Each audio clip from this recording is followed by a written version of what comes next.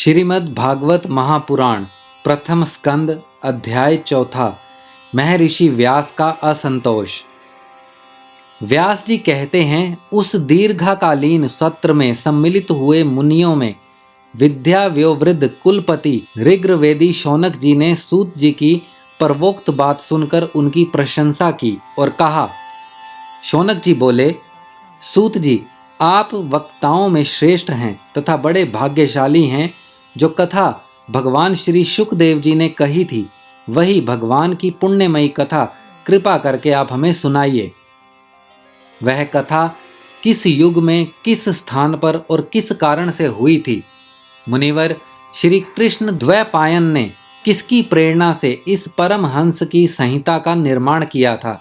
उनके पुत्र शुकदेव जी बड़े योगी, समदर्शी, भेदभाव रहित, संसार निद्रा से जगे एवं निरंतर एकमात्र परमात्मा में ही स्थिर रहते हैं। वे छिपे रहने के कारण मूढ़ से प्रतीत होते हैं। व्यास जी जब संन्यास के लिए वन की ओर जाते हुए अपने पुत्र का पीछा कर रहे थे, उस समय जल में स्नान करने वाली स्त्रियों ने नंगे शुकदेव को देखकर तो वस्त्र धारण नहीं किया, परंतु वस्त्र पहने हुए व्यास जी को देखकर लज्जा से कपड़े पहन लिए थे। इस आश्चर्य को देखकर जब व्यास जी ने उन स्त्रियों से इसका कारण पूछा, तब उन्होंने उत्तर दिया कि आपकी दृष्टि में तो अभी स्त्री पुरुष का भेद बना हुआ है, परंतु आपके पुत्र की शुद्ध दृष्टि में यह भेद नहीं है। करुण जांगल देश में पहुंचकर हस्तिनापुर में वे पागल, गूंगे तथा जड़ के समान विचरते होंगे। नगर वासियों ने उन्हें कैसे पहचाना? पांडवानंदन राज ऋषि परीक्षित का इस मौनी शुकदेव जी के साथ संवाद कैसे हुआ, जिसमें यह भागवत संहिता कही गई? महाभाग श्री शुकदेव जी तो गृहस्थ के घरों का तीर्थ स्वरूप बना देने के लिए उतनी ही देर उनके दरवाजे पर रहते हैं जितनी देर में एक गाय दूही जाती है। सूत जी, हमने सुना है कि अभिमन्यु नंदन परीक्षित भगवान के बड़े प्रेमी भक्त थे। उनके अत्यंत आश्चर्यमय जन्म और कर्मों का भी वर्णन कीजिए। वे तो पांडव वंश के गौरव बढ़ाने वाले सम्राट थे। वे भला किस कारण से साम्राज्य लक्ष्मी का परित्याग करके गंगा तट पर मृत्यु पर्यंत अनशन का व्रत लेकर बैठे थे?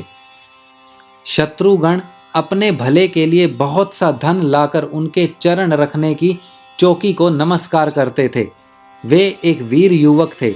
उन्होंने उस दुस्तज्य लक्ष्मी को अपने प्राणों के साथ भला क्यों त्याग देने की इच्छा की? जिन लोगों का जीवन भगवान के आश्रित है, वे तो संसार के परम कल्याण, अभ्युदय और समृद्धि के लिए ही जीवन धारण करते हैं। उनमें उनका अपना कोई स्वार्थ नहीं होता। उनका शरीर तो दूसरों के हित के लिए था। उन्होंने विरक्त होकर उसका परित्याग क्यों किया? वेदवाणी को छोड़कर अन्य समस्त शास्त्रों के आप पारदर्शी विद्वान हैं। सूत जी, इसलिए इस समय जो कुछ हमने आपसे पूछा है, वह सब कृपा करके हमें कहिए। सूत जी ने कहा, इस वर्तमान चतुर्युगी के तीसरे युग द्वापर में महर्षि पराशर के द्वारा वसु कन्या सत्यवती के गर्भ से भगवान के कलावंतर योगी राज व्यास जी का जन्म हुआ। एक दिन वे सूर्य उदय के समय सरस्वती के पवित्र जल में स्नान आदि करके एकांत पवित्र स्थान पर बैठे हुए थे। महर्षि भूत और भविष्य को जानते थे। उनकी दृष्टि अचूक थी। उन्होंने देखा कि जिसको लोग जान नहीं पाते, ऐसे समय के फेर से प्रत्येक युग में धर्म संकरता और उसके प्रभाव से भौतिक वस्तुओं की भी शक्ति का हास होता रहता है। संसार के लोग श्रद्धाहीन और शक्ति रहित हो जाते हैं। उनकी बुद्धि कर्तव्य का ठीक ठीक निर्णय नहीं कर पाती और आयु भी कम हो जाती है। लोगों की इस भाग्यहीनता को देखकर उन मुनीश्वर ने अपने दिव्य दृष्टि से समस्त वर्णों और आश्रमों का हित कैसे हो, इस पर विचार किया। उन्होंने सोचा कि वेदोक्त चातुर्होत्र कर्म लोगों का हृदय शुद्ध करने वाला है। इस दृष्टि से यज्ञों का विस्तार करने के लिए उन्होंने एक ही वेद के 4 विभाग कर दिए। व्यास जी के द्वारा ऋक, यजु, साम और अथर्व, इन 4 वेदों का उद्धार हुआ। इतिहास और पुराणों को पांचवां वेद कहा जाता है। उनमें से ऋग्वेद के पैल, सामगान के विद्वान जैमिनी एवं यजुर्वेद के एकमात्र स्नातक वैशंपायन हुए। अथर्ववेद में प्रवीण हुए दरुण नंदन समुति मुनि, इतिहास और पुराण के स्नातक मेरे पिता रोमहर्षण थे। इन पूर्वोक्त ऋषियों ने अपनी अपनी शाखाओं को और भी अनेक भागों में विभक्त कर दिया। इस प्रकार शिष्य, प्रशिष्य और उनके शिष्यों द्वारा वेदों की बहुत सी शाखाएं बन गई। कम समझने वाले पुरुषों पर कृपा करके भगवान वेद व्यास ने इसीलिए ऐसा विभाग कर दिया कि जिन लोगों को स्मरण शक्ति नहीं है या कम है, वे भी वेदों को धारण कर सकें।